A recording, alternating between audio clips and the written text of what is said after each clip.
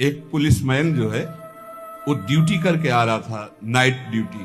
तो रास्ते में एक नवयुवती मिली, तो उसने कहा कि मैं रास्ता भूल गई हूं और आज आप अपने घर ले चलो।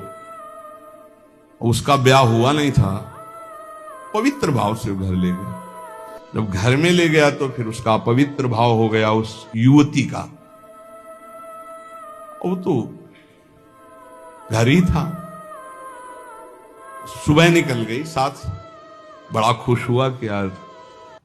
दूसरे दिन फिर वही मिली, तो उसने कहा आज तो घर नहीं भटकी होगी। बोले नहीं, कल से हमारी आपकी मित्रता होगी, हम रोज आपको यहीं मिला करेंगे। अब वो मानसिक शक्ति से युक्त वो पुलिस में, और वो प्रेत योनि को प्राप्त, जिसे चुड़ैल कहते, ऐसी वो। अब वो तो महीना भर में वो सूख गया, पीला शरीर हो गया। वैद्य के पास गया तो वैद्य ने कहा कि ऐसी दशा किसी शारीरिक सहवास से नहीं होती, तुम्हारा कोई मतलब एक अलौकिक शक्ति है जो तुम्हारा शोषण कर रही, वो स्त्री नहीं है। उसने कहा फिर भी आप दवा हमें शक्तिवर्धन के लिए दीजिए, हम तो चलने लायक नहीं रह गए। तो पुरानी रद्दी में कहीं गीता जी के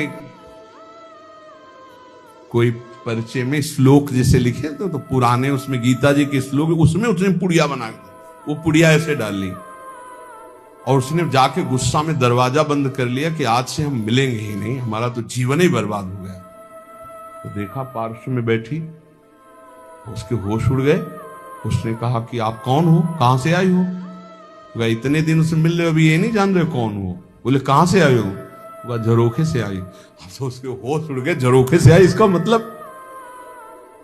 तो उसने कहा दूर क्यों हो, तुम आते ही हमारे को स्पर्श करती थी, आज स्पर्श। बोले पुड़िया हटाओ जेब से।